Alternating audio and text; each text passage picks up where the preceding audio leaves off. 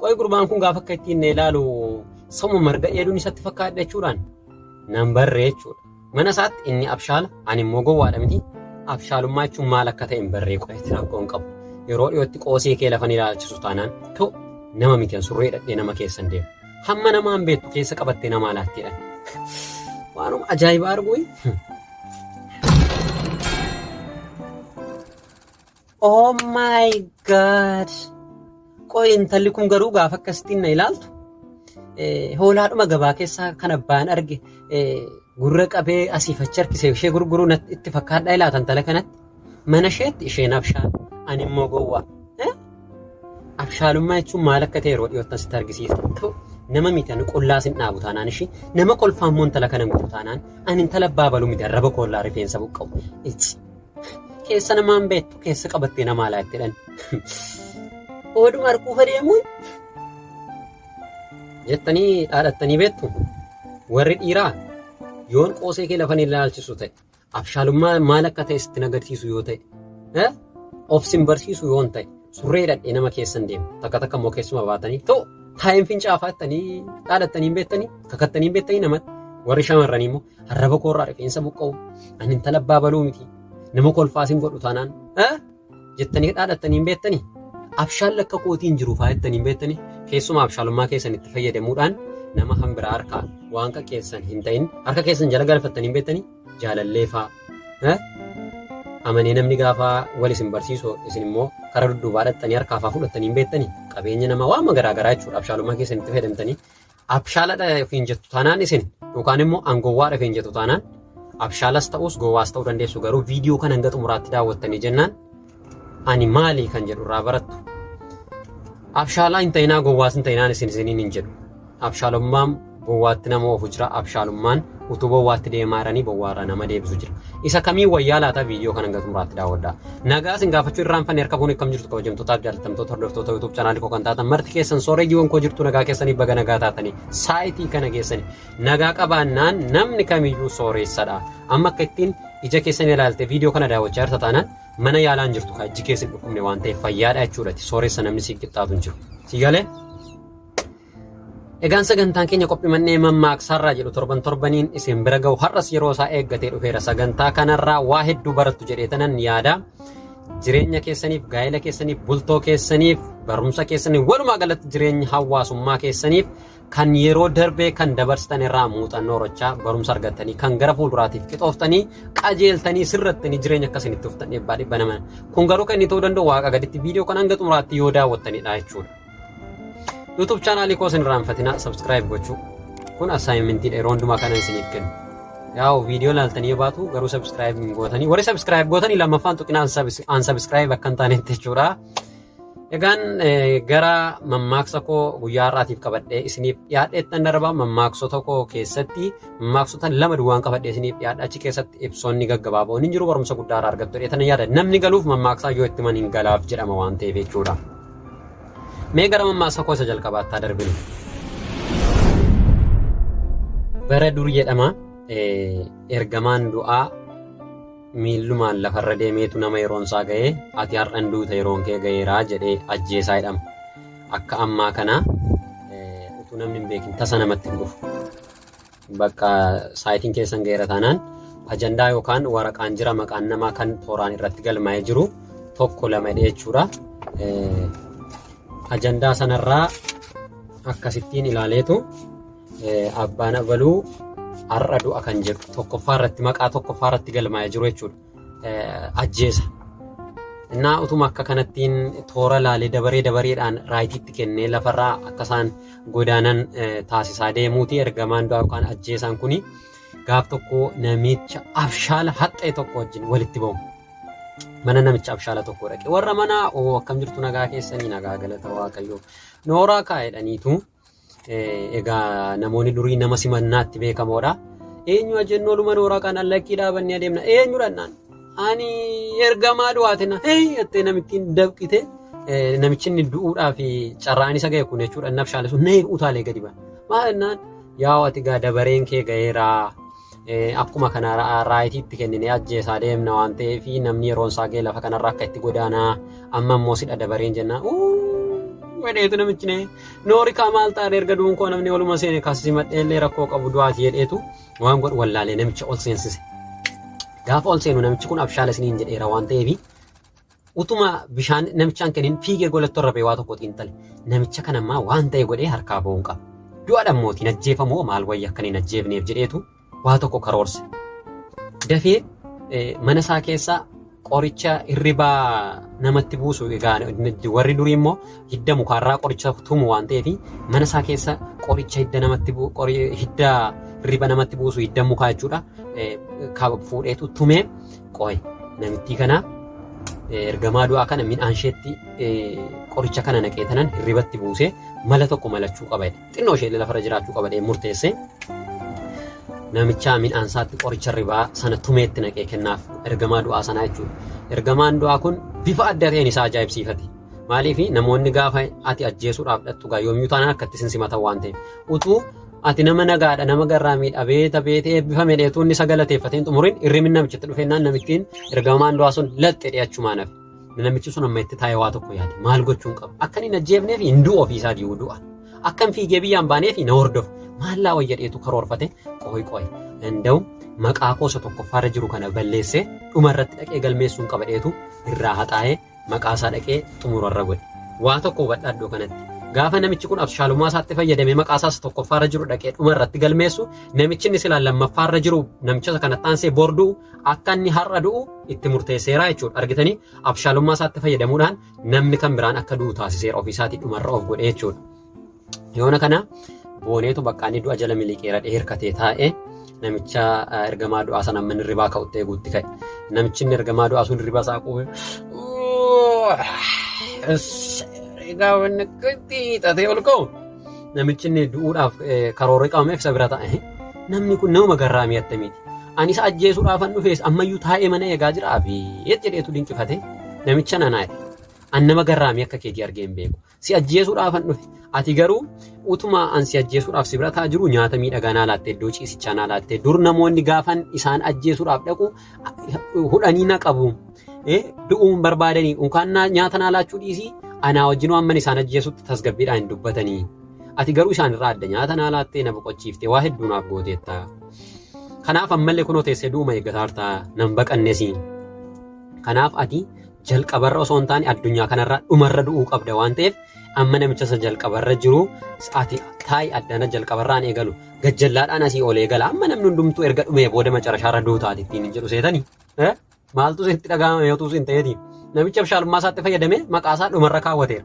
ergamaan du'aa immoo isa jalqabarra jiru dhiisee dhumarraan jalqabaa'e namichi immoo jalqabatti gajjallaatti gad darbeera saayitii kana laalaa ta'aatii xiinxalaa inni du'a baqatee abshaalummaa isaatti fayyadamee namicha isa borduu tokkoffaarratti akka du'u taasisee ofii macarashaarra du'uuf godee of kaa'e ergamaan du'aa garuu isa godarra jiru ajjeesuu jalqabe yaa'u lakki anoo gajjallaatti maqaa koof dabarseera jechuun hin jiru du'a ennaan yeroon isaa ga'eera waan ta'eef kimbeel jechuudha akka ittiin namichi sun abshaalummaan isaa isa silaa ool'uudhaaf ka'e akka inni du'u isa taasise jechuudha takka abshaalummaa garmaleenii fi abshaalummaan inni nama kan biraa akka inni miidhamu taasisanii ofii gammaduu barbaadan namni kan biraan akka boo'u taasisanii ofii kolfuu barbaadan namni kan biraan akka hiixuutu barbaadanii ofii uffee jedhanii akka hafuura baafatan inni gochuu barbaadan abshaalummaan inni akkasii du'a namatti fidaa boolla nama buusaa jechuudha waan akkasii gootan hin beektaniisin jaalalleen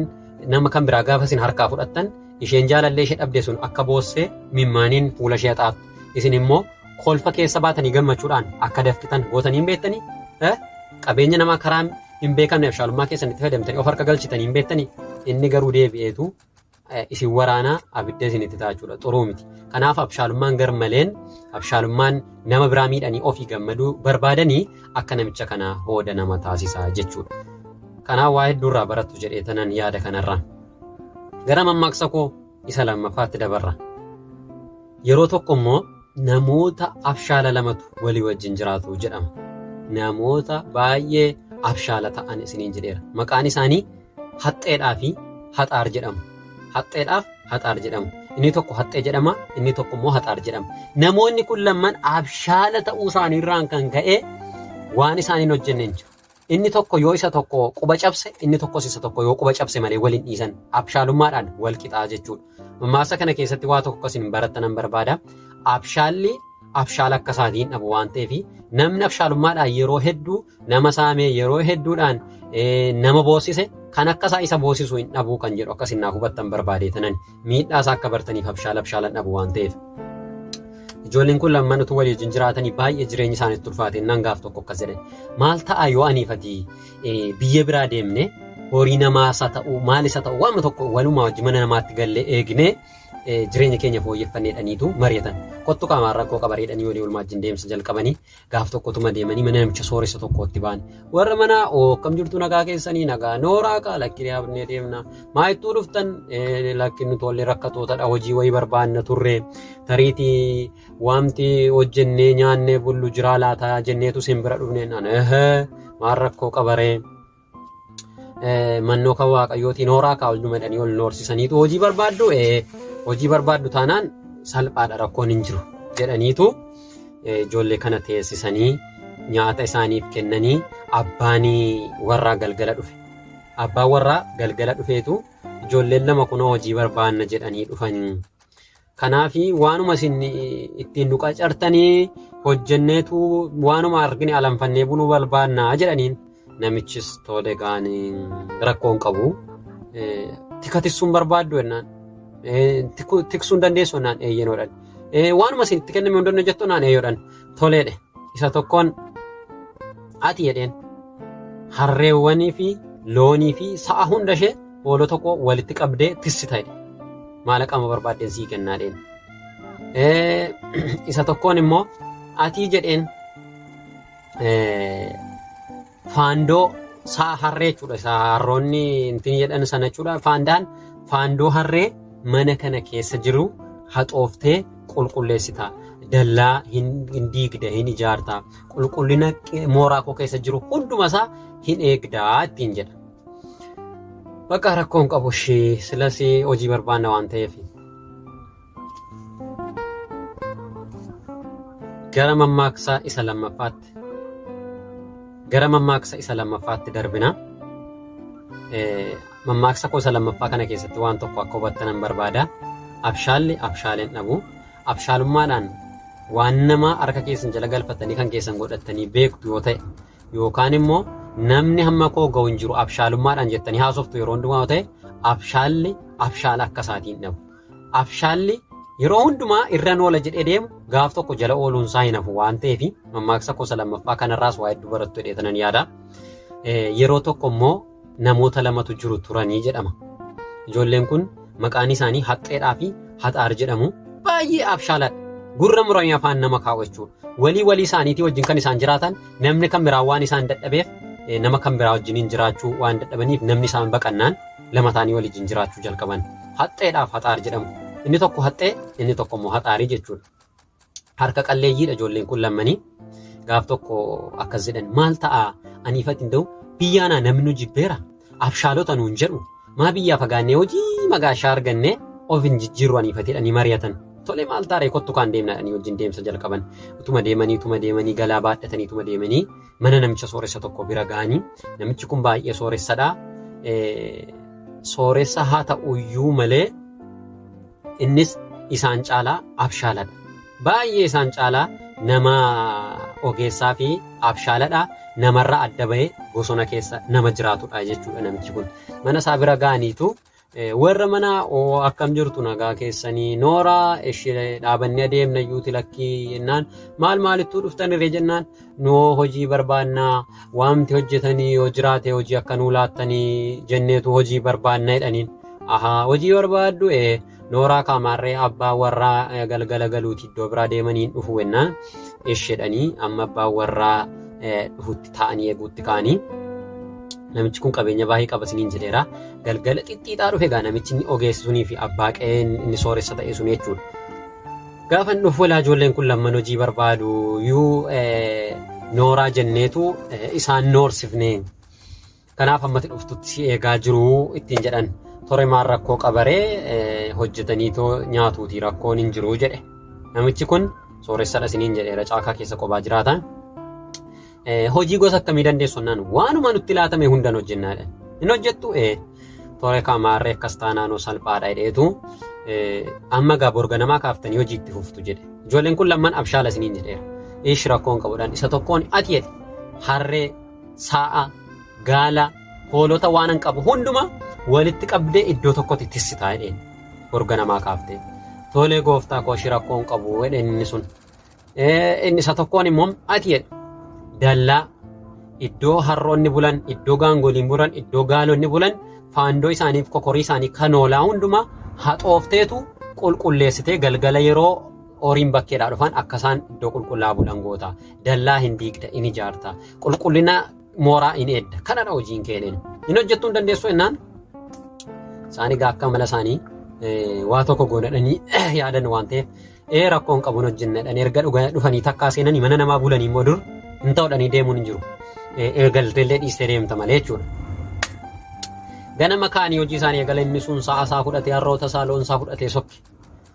Bakki itti ba'anii inni harrootaa fi gaalotaa fi saawwan fuudhee bakki itti ba'e saani harreen as fiiddii, gaalli achi fiiddii, sangaan as fiigaa, hoolaan achi fiiddii, re'een as fiiddii boqonnaa dhabe akka itti. Wareetu gadi hin taa'in makaraa argeetu guyyaa guutuu kana utuu miilli isaa lafan qabatiin takka sa'a deebsaa takka waliin maal jechaa olee gubataa wali. Yoomuma naa dhiiteen galgala galee isa haxxee gowwomsee intini jedhadhee yaadaa ture.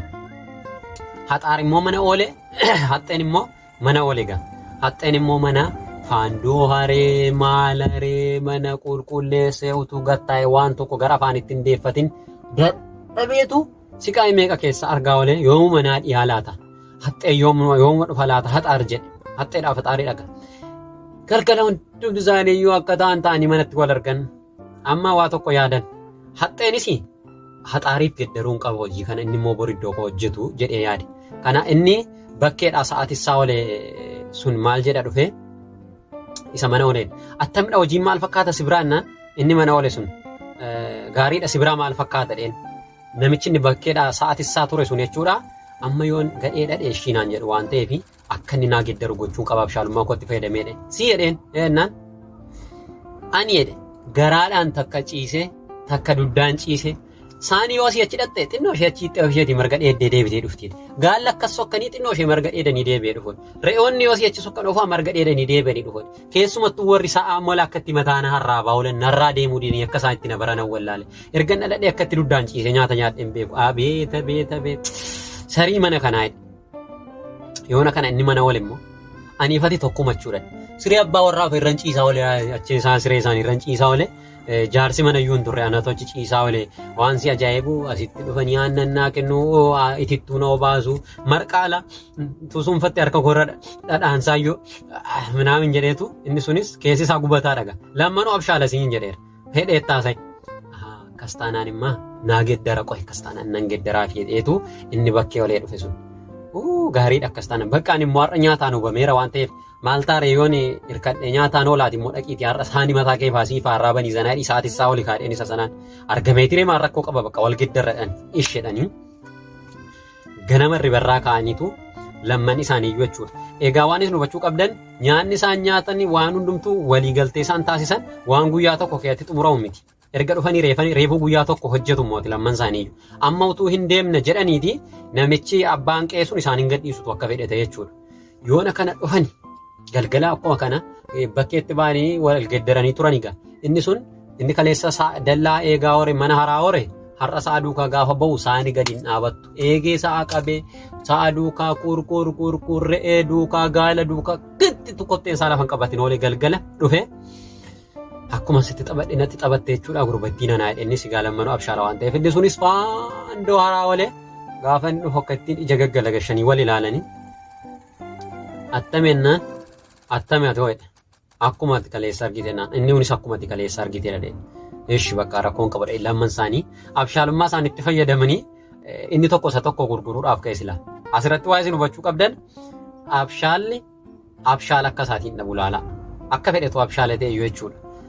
Wal dadhaban aaraniitu si jedhe ani si atis lamman keenya abshaala tu akkamtee walii wajjiniin yoo jiraannu inni tokko isa tokko mo'ee jiraachuu hin danda'u amma nama itti dagalfannu hin qabnu kellaa kana keessaa waan ta'eef namni gowwomsine akka nu hojjetu goonu sin kan jiru waan ta'eef mana kana gadhiifnee deemuu qabna jedhan akkasii amma yoo dhandhee namicha abbaa qabeenyaa kanaan isa hojjenne kan guyyaa tokko nuu kaffalenne waa tokko nutti hin kennu inni nuti nuti amma yoo naatti nyaanne iyyuu waan nuyi hojjenne wajjin waliin madaalu waan ta'eef namittiin kun abbaan qabeenyaa kun birrii ishee warri durii immoo birrii gaanii keessa kaa'u gaanii keessa kaa'uun dhabdu waan ta'eef dhandheetu birrii gaanii keessa jiru waa muraasa keessa hatannee banna addanaa malee tola nuun geggeessu namichi kun jedhan tole bakka rakkoon qabu jedhaniitu lafti bari'uudhaaf gaafa dhufu kana keessa qas jedhanii tiratanii dhaqanii gaanii keessa birrichaatuudhaaf jechuudha. Inni tokko jalqaba dhaqee gaanii keessa harka isaa gashe birrii sana hatuudhaaf jechuudha. Gaafa inni gaanii keessa harka gashu qamaaxiriin immoo jira kan hantuuta faatti eegaa kan waa tokko tokkotti eegan jechuudha. Akka gaanii sana keessa namni waa galcheen fuuneef qamaaxiriin kaa'amee jira jechuudha. Harka isaa achi keessa gaafa gashu inni tokko qamaaxiriin qubut godhee harkatti himura. Yoo baasee fuudhee dhufee wayyoo harka na citeettiin jedhee inni isa dudduuba jiru sun dhaqeen seenu miti akkuma harki isaa citeen qassadhee fudhatee akkasoof dudduubatti qabee fudheeraa fudheen isa tokkoon haxxeedhaan akkas godhu kun haxaares fudhattee taa'ee dhaqee laat godhee gaafa keessa harki isaa cite wayyoo jedhee gaafa harka isaa walitti qabu elaa kan koos jedheen inni kun sila citee jira garuu bukkeetti qabate waan ta'eef gaafa inni lammaffaa dhaqee keessa gashee birrii sana fudhatee ba'uudhaaf jedhee harkatti gashu qorritti harki isaa achi keessatti hafeen wayyoo erga qo'annan elaa kan koos jedhee harkasaa isa duushii sana isa dooluu ta'e isa cite sanatti argisiisee jechuudha. Ilaalaa ijoolleen kun lamman wayi harka isaaniitti nafne wayi maallaqa hin arganne wayi hirummaan isaanii jabaatee namne akka hirummaan isaanii jabaatee namneef inni tokko isa tokko gowwoomsee abshaalummaa isaatti fayyade jechuudha. Akka hiyaasaa isa tokko hin oolchineef immoo amman isaanii salayyuu abshaala waan ta'eef qarri qaran muru mitiire harka isaa isa duushuu dhoffatee akka hiriyaansaa harki cittu taasise jechuudha. Isa kan argitaniif utuu kaleessa gaafa inni sa'a yeroo tissaa olee dhufe san wuyi isaanii namaan taphatu nan gubadhee garuu immoo bakka akkamii kan kee hojiin kee attamii salphaallee haa ta'u mee kottu wal giddirraadhanii poolaayitii walitti manee amalaa wal giddiraniiru ta'e garraamummaa waliif agarsiisaniiru ta'e har'a gizee harka isaa achi keessa gashee harki isaa citu hin seenin as keessa harka hin gashin aniyyuu kunoo harkina citeera waan ta'eef ittiin jedha ture hiriyaan isaanii sun inni sunis kaleessa qoricha qoteeraaf waan ta'eef inni kunis har'a qoricha qoteef jechuudha. Kanaafi abshaalli abshaala akka isaatiin dhabu garuu abshaalummaa inni isaan qabatanii isa bowwaatti nama geessu waan ta'eef lamman isaanii yaarraayyuu harki citee jedhama. Egaan mammaaksa koo guyyaa har'aa keessatti waa hedduu barattu jedheetanan yaada. Inni jalqabaa inni mammaaksni tokkoffaa irratti an isiniif kaase gammachuu ofii keessanii eeguudhaaf jettanii gammachuu nama biraa hin mulqina. Ofii keessanii gammaduuf jettanii nama biraan boosisna. Kolfa keessan keessa namni biraan jiraachuu qaba. Kolfa keessan keessa namni biraan bo'uu hin qabu. Gammachuu keessan keessa namni biraan gadduu hin qabu jechuudha. Kanaaf egaanii lammaffaa irratti immoo abshaala hammam yoo taateyyuu dhumarratti abshaalli akka keetii si mudatee gatii kee argachuu akka dandeessu irraa barattu jedheetanan yaada. Egaan kabajamtootaaf jaalatamtoota hordoftoota YouTube chaanaalii koo kan taatan hanga ammaatti qophee manni mammaaksaa irraa viidiyoon isiniif darbaa ture. Raawwachuudhaaf sekendii muraasatu hafa garuu assaayimentii waan isin hin raanfanne tokko jira isinitti himuudhaaf deebi'ee dhufe YouTube chaanaalii koo subscribe gochuun dagatinaa yoo isinitti tole share godhanaa biraa akka ga'u viidiyoon kun bayeessadha ittiin yaaddu tanaan like godhaa gara fuulduraatti waan akkasii irratti hojjedhu kan naan jettanoo jiraatu saanduqa yaadaa yookaan comment box jalatti naaf kaa'uu dandeessu waan amma yoonaatti dhaggeeffattaniif guddaa galatoomaa nama torbanarraa deebi'ee qophii manneen mammaaksaatiin wal arguun waa taasisu.